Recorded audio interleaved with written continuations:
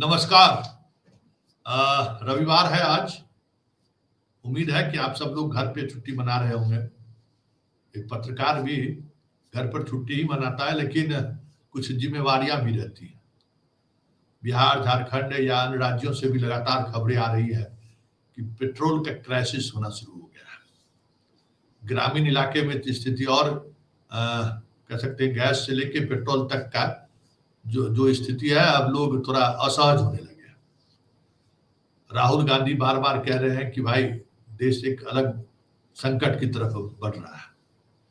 Melody खाओ, खुद जान जाओ, अपने तरीके से लोग अपनी बात कह रहे हैं। लेकिन सवाल यह है कि वाकई में स्थिति क्या है। अब सेंट्रल बैंक के कुछ शेयर को बेचने की बात आ रही है। जो संचित मनी है आरबीआई में, उससे लगातार सरकार पैसे बाहर निकाल रही है। कहते हैं कि भाई एकदम जबरन निकाल रहे हैं। 14 लाख करोड़ कितने पैसे अभी तक वो निकाल चुके हैं। डॉलर की तुलना में रुपया की लगातार गिरावट आ रही है। बहुत सारी चीजें हो रही हैं। प्रधानमंत्री जी विदेश दौरा करके वापस भी लौट आए हैं, लेकिन वस्तु स्थिति वाकई में क्या है तो हम ये जानेंगे। चलेंगे दिल्ली पवन जी से मिलेंगे। इकोनॉमिक्स के बेहतर जानकार पत्रकार जानकार हुई कोई जरूरी नहीं है। हम लोग तो भाई अछरकटुआ वाला जानकारी रहता है हम लोग के पास। दुगो विशेषज्ञ से 2 मिनट बात कर लिए, सोचते हैं यही एक्सपर्टीज हो गया और उस पर हम लोग ज्ञान बघाड़ना शुरू कर देते हैं। लेकिन वाकई में बहुत कम देश में ऐसे पत्रकार हैं जिनको इकोनॉमिक्स की समझ है। इकोनॉमिक्स टाइम जैसे मीडिया हाउस में इन्होंने काम भी किया, मतलब बेहतर पकड़ है। सीधे हम दिल्ली चलेंगे और चलेंगे पवन जी के पास और पवन जी से समझना चाहेंगे कि वाकई में देश 91 में भी युद्ध झेला था। सोना हम लोगों ने गिरवी रखी थी। 2003 में भी यही मिडिल ईस्ट में युद्ध हुआ था। उस दौर में देश की एक आबादी को कुछ पता नहीं चला था। सोशल मीडिया का दौर है तो कुछ अतिशयोक्ति वाली बात भी सामने आ रही है, लेकिन जमीनी हकीकत तो हम लोग महसूस कर रहे हैं कि बिहार में भाई वेतन पर लाले पड़ गए हैं, पेंशन के लाले पड़ रहे हैं, सारे डेवलपमेंट का काम बंद है। देश वाकई में दिवालिया की स्थिति में जा रहा है या फिर देश वाकई में आपातकाल, आर्थिक आपातकाल की तरफ बढ़ रहा है। चलते हैं सीधे पवन जी के पास, जानना चाहते हैं कि आखिर वस्तु स्थिति क्या है। नमस्कार पवन दा। नमस्कार नमस्कार संतोष, कैसे हैं आप? बहुत बढ़िया, बहुत बढ़िया। आप बताइए कैसे काम चलेगा? विजडम, जिंदगी में विजडम के साथ साथ बाल भी सफेद हो जाता है, तो विजडम बढ़ेगा तो बाल सफेद होगा। दुनू आदमी तो साथे न रहिए त कहाँ हमर बाल हन सफेद भ गेल। कल लो बुद्धिजीवी टाइप के की। चलिए सीधा सवाल, क्या वाकई में देश की ये स्थिति है जिस आर्थिक हालात से जो दौर गुजर रहा है, जो देश मेलोडी खाने से समस्या का समाधान निकलने वाला है या फिर संकट का है, संकट वाली स्थिति उत्पन्न हो गई है? देखिए मेलोडी आप जितना खा लीजिए, अभी धक्का खाना बाकी है और धक्का भी खाएंगे हम, धोखा भी खाएंगे और बहुत कुछ अभी खाना बाकी है। चलिए आते हैं सीधा काम की बात में। मैं एक बात से शुरू करना चाहता हूं संतोष जी की, देखिए इस नेचर, इस फेरोसिटी और इस स्केल का संकट जो अभी हम लोग झेलने जा रहे हैं, हम मान के चल रहे हैं कि अभी हफ्ता 2 हफ्ता लड़ाई खत्म नहीं हुई है, उसके हिसाब से मैं आगे का लैंडस्केप आपको बताता हूं। तो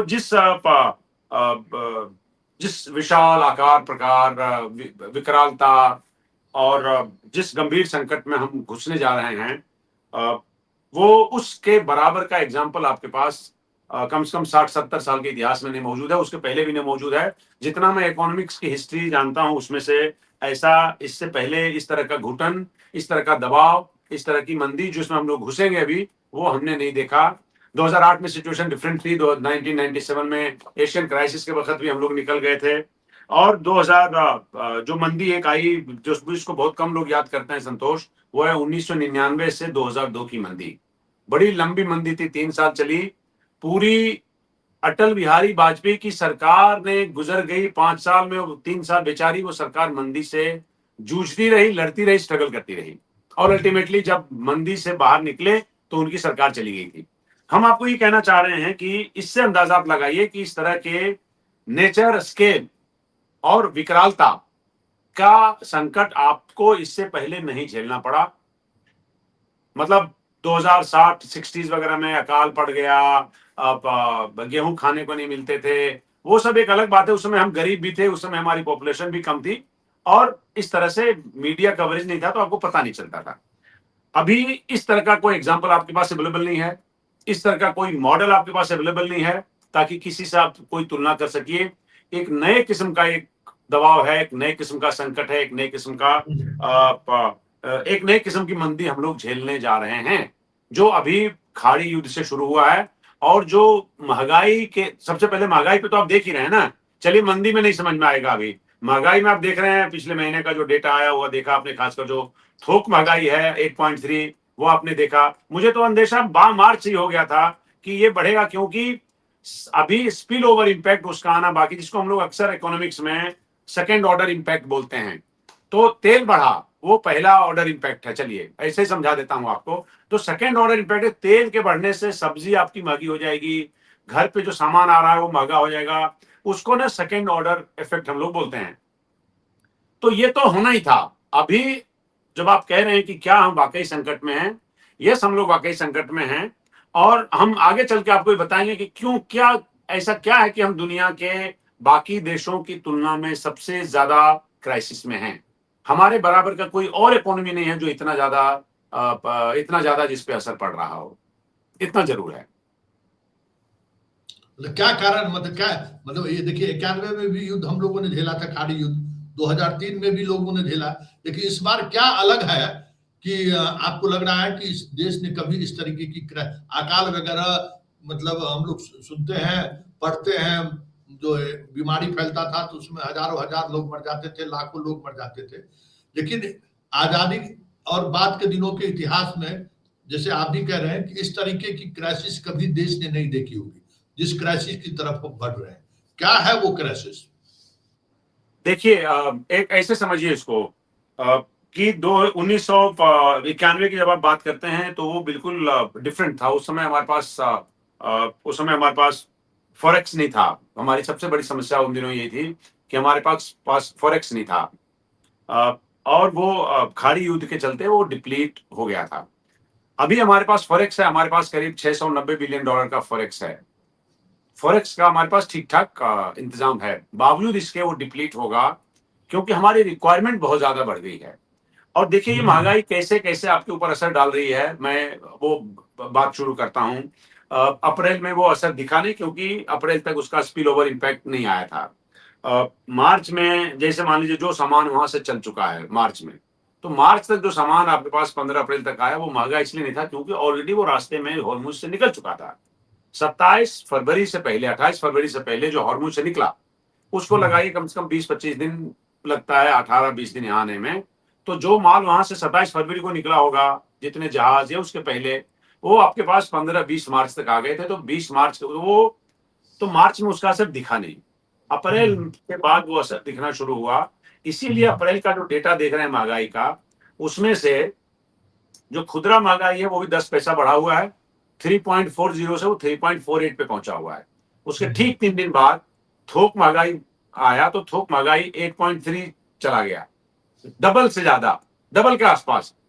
तो मैं थोक इसलिए दिख रहा है आपको क्योंकि जो डीलर डिस्ट्रीब्यूटर है उसके पास वो ऑलरेडी महंगाई पहुंच चुकी है, इसलिए वो दिख रही है अप्रैल में।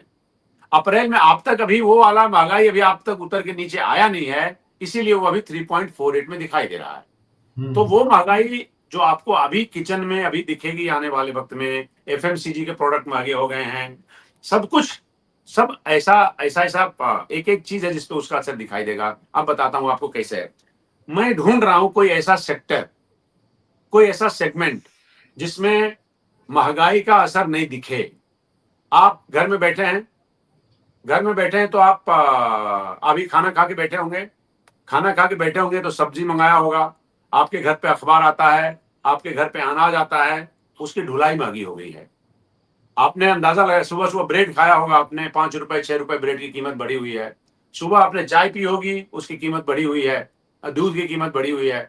वो इसलिए बढ़ी हुई है क्योंकि दूध की कीमत क्यों बढ़ी? दूध की कीमत इसलिए बढ़ी कि ढुलाई महंगी हो गई है। ढुलाई नंबर महंगी। 1। दूसरा, जो गायों का चारा है वो महंगा हो गया क्योंकि ढुलाई महंगी हो गई है। तीसरा, जो जिस पैकेट में आपके यहाँ दूध आता है उसकी पैकेजिंग महंगी हो गई है। प्लास्टिक बनाना महंगा हो गया, इसलिए महंगा हो गया क्योंकि वो जो प्लास्टिक की पैकेजिंग बनती है वो तेल के डेरिवेटिव से, तेल के अन्य अन्य उत्पादों से। घर में आप अपनी धर्म पत्नी से बात करिए, जो लोग सौंदर्य प्रसाधन का इस्तेमाल करते हैं, या आप करते हैं, मुझे तो यकीन नहीं होता कि आप सौंदर्य प्रसाधन का इस्तेमाल करते हैं कि नहीं करते हैं, लेकिन अगर हाँ, करते होंगे तो तो आप देखिएगा सौंदर्य प्रसाधन की सामग्री महंगी हो गई है। इसीलिए महंगी हो गई है क्योंकि उसमें तेल के उत्पादों का इस्तेमाल होता है। आपके घर में सरिया का इस्तेमाल हो रहा है, स्टील महंगा हो गया है। आपके घर में तांबे का इस्तेमाल हो रहा है, तांबा महंगा हो गया है। आपके घर में खिड़कियों में या एल्युमिनियम का इस्तेमाल करते होंगे, अलग अलग तार के लिए भी हम लोग इस्तेमाल करते हैं, और बाकी खिड़कियों के लिए वो जो रेलिंग बनाते हैं उसका इस्तेमाल करते हैं, मतलब बॉर्डर बनाते हैं। एल्युमिनियम महंगा हो गया है। धातु एक आता है टंगस्टन, जिसका इस्तेमाल होता है रिवॉल्वर की गोली बनाने में, जिसका इस्तेमाल होता है हवाई जहाज में। टंगस्टन महंगा हो गया 600%। Can you believe it? तो ये सब धातु फेरस महंगे हो गए। फर्टिलाइजर महंगा हो गया। आपके गांव में जाके पूछिएगा कि खाद मिल रहा है, और मिल रहा है तो किस भाव मिल रहा है। अभी खरीफ की फसल शुरू होने वाली है, धान की फसलों की बुआई शुरू होगी, उसके बाद आप किसी किसान से पूछिए कि खाद मिल रहा है आसपास के बाजार में, और मिल रहा है तो किस भाव पे मिल रहा है। 60 से 80% ज्यादा कीमत पे मिल रहा है। तो मैं ये कह रहा हूं, ये लड़ाई इसलिए डिफरेंट है क्योंकि ये आपके जीवन को, जीवन के हर एक्टिविटी को प्रभावित कर रहा है। इसीलिए ये लड़ाई पिछले की जितनी संकट हमारे हैं उन सबसे ज्यादा इंपॉर्टेंट है। आपको सामान की सप्लाई 91 में नहीं बंद हुई थी। समाज, आप 91 में अपने ही मुंह के बल गिर गए थे क्योंकि आप गरीब थे। अभी हम अमीर हैं, बावजूद इसके हम झेलेंगे क्योंकि सामान की सप्लाई बंद है, इंपोर्ट बंद है, एक्सपोर्ट बंद है। फर्ज करिए, एग्जांपल देता हूं आपको, यूएई हमारा मेजर एक्सपोर्टर, हम एक्सपोर्ट करते हैं, हम जैसे फार्मा एक्सपोर्ट करते हैं, इलेक्ट्रॉनिक गुड्स एक्सपोर्ट करते हैं, वो नहीं कर पा रहे हैं। तो आपका उधर से आने वाला पैसा बंद हो गया है, और उधर से आने वाला सामान जिससे आपका काम चलता है वो सामान भी बंद हो गया है। तो आप बताइए कि पीछे कभी लाइफ में भारत की इकोनॉमी ने इस तरह का कोई संकट देखा है क्या? आप देखिएगा, हमें नहीं मिला। मैं समझता हूं कि हो सकता है हमसे गलती हो जाए, आप भी ढूंढने की कोशिश करिएगा, इसका कोई पैरेलल आपको इतिहास में नहीं मिलेगा अपने अच्छा किस्म का। जी पवन जी, ये 5 किलो अनाज से कितने दिनों तक इस महंगाई के मार को रोका जा सकता है, आपको क्या लगता है? देखिए साहब, ऐसा है कि 5 किलो अनाज जिसकी आप बात करते हैं, इसको ऐसे पलट के देखते हैं। जैसे मोदी जी और इस देश के जो नीति नियंता कह रहे हैं कि साहब खर्चा बचाओ, फला करो, ढिमाका करो। आप मुझे ये बताइए कि विदेश जाने की जो अपील कर रहे हैं वो नहीं करो, सोना नहीं खरीदो, साहब क्या बोलते हैं, चांदी नहीं खरीदो, आप कहते हैं कि साहब बाकी खर्चे मत करो। तो 80 करोड़ जनता को तो आप एक्सक्लूड कर दीजिए। जिनको आप 5 किलो अनाज दे रहे हैं वो तो इसमें है ही नहीं। 80, उसके बाद बच जाएगी जितनी 20 और 4, तो 60 करोड़ जनता है जिससे आप अपील कर रहे हैं, राइट ना? अब आपका सवाल है कि इससे कितना बचाव होगा। आपको लगता है कि 5 किलो का, सबसे पहले तो हमसे 10 गुना जानकारी आपके पास है कि 5 किलो अनाज भी ठीक से जगह पे पहुंच रहा है क्या? वो 5 ही किलो जा रहा है या उसमें से भी कुछ कटौती की जा रही है? और क्या उसमें भी लीकेज है, वो सही जगह पे जा रहा है, गलत जगह पे जा रहा है?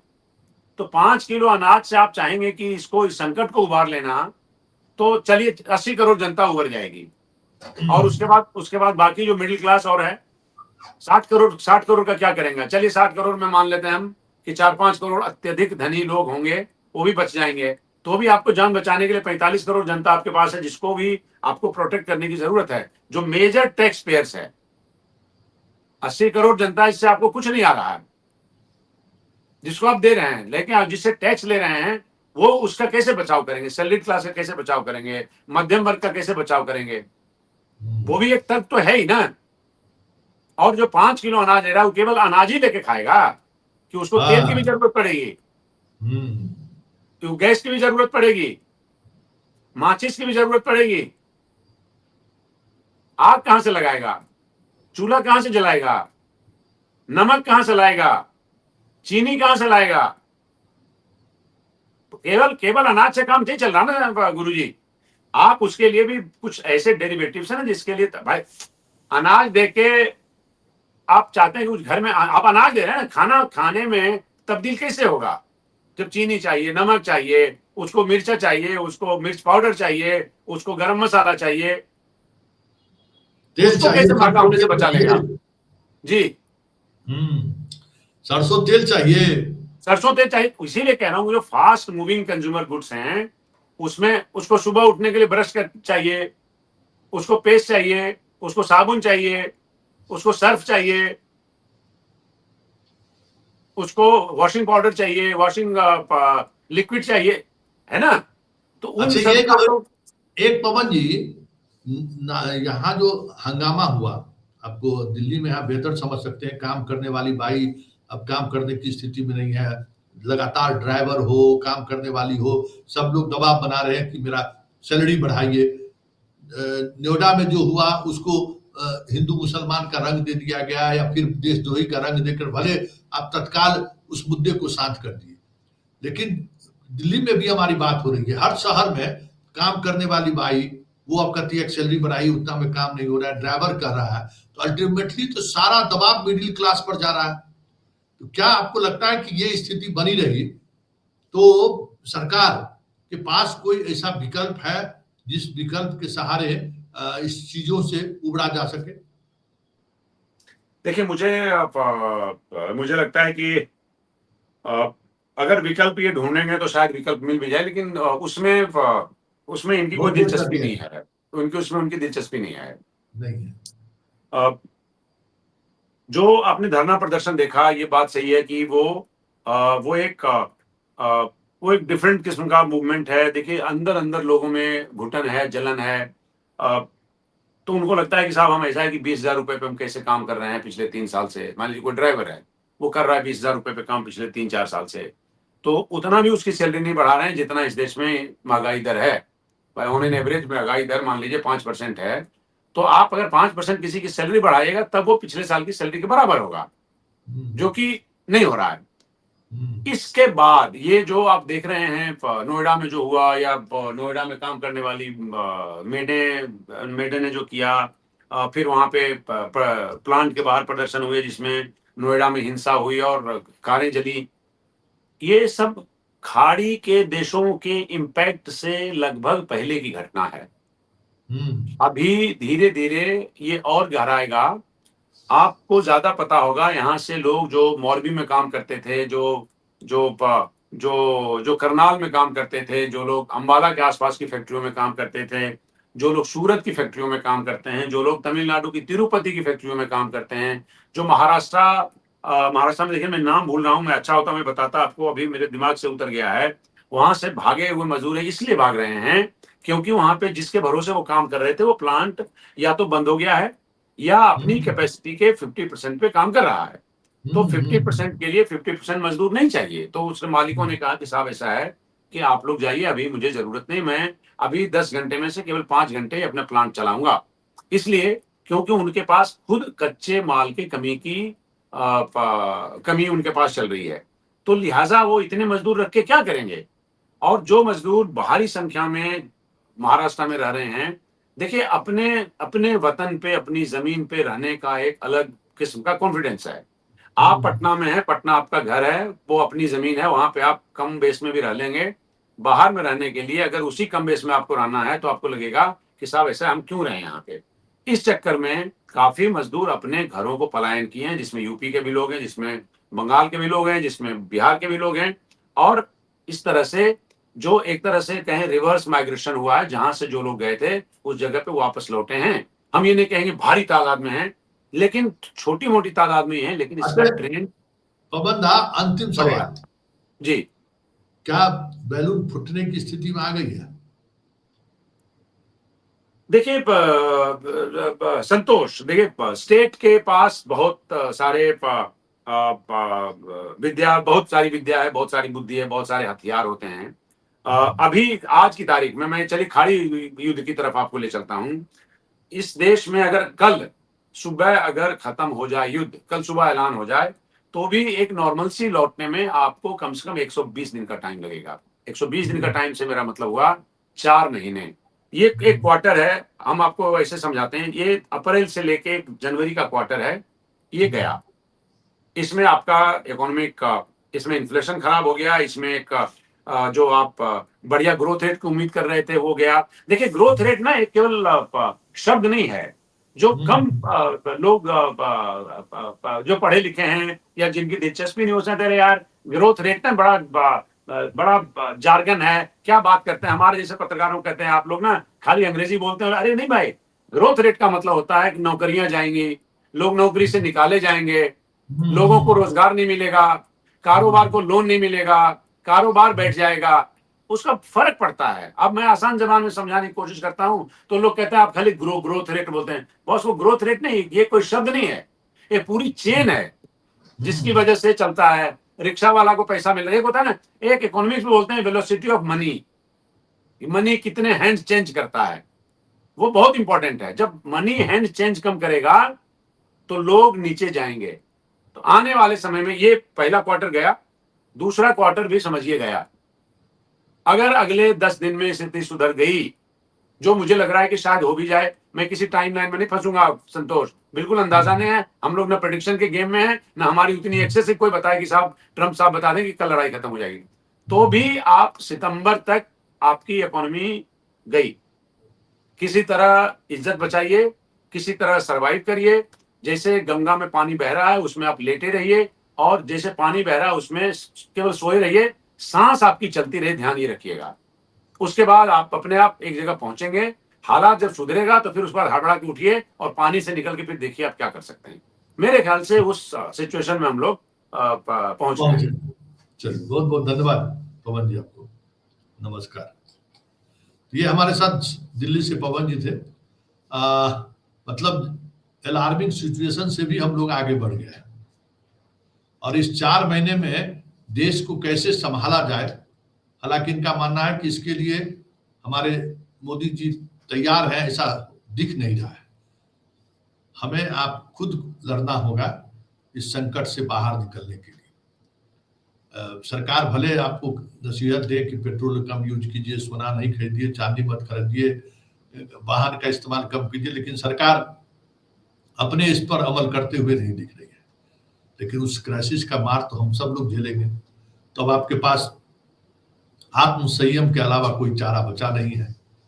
राष्ट्र के राष्ट्राध्यक्ष कहकर अपने जिम्मेवारी से पल्ला झाड़ रहे हैं।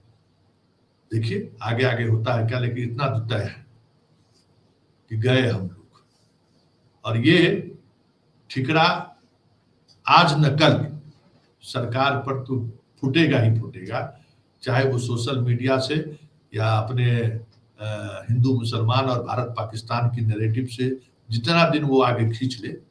बंगाल में इन दिनों नई नई खबरें आ रही हैं एकदम उत्साहित करने वाला, उस तमाम खबरों के सहारे जितना दिन खींच ले, लेकिन हालात तो ये है कि अब इस देश को अपने इकोनॉमी को बचाए रखने के लिए किसी ऐसे लीडरशिप की जरूरत है जो इकोनॉमिक्स भी समझता हो, पॉलिटिक्स भी समझता हो, और अमेरिका जैसे देश के सामने नजर से नजर मिलाकर बात करना भी जानता हो, क्योंकि इस तीनों फ्रंट पर हम फेल हैं। और विपक्ष का आरोप कहिए या फिर अडानी का वो प्यार, जिस वजह से नॉर्वे में भी हमें अपमानित होना पड़ा और ट्रंप भी बार बार अपमानित कर रहे हैं। चलिए इस कार्यक्रम को यही समाप्त करते हैं, फिर किसी नए मुद्दों पर हमारी आपकी मुलाकात होगी। फिलहाल इजाजत दीजिए, नमस्कार। यो ठीक रहा ना? तुम बताओ ना हमको तो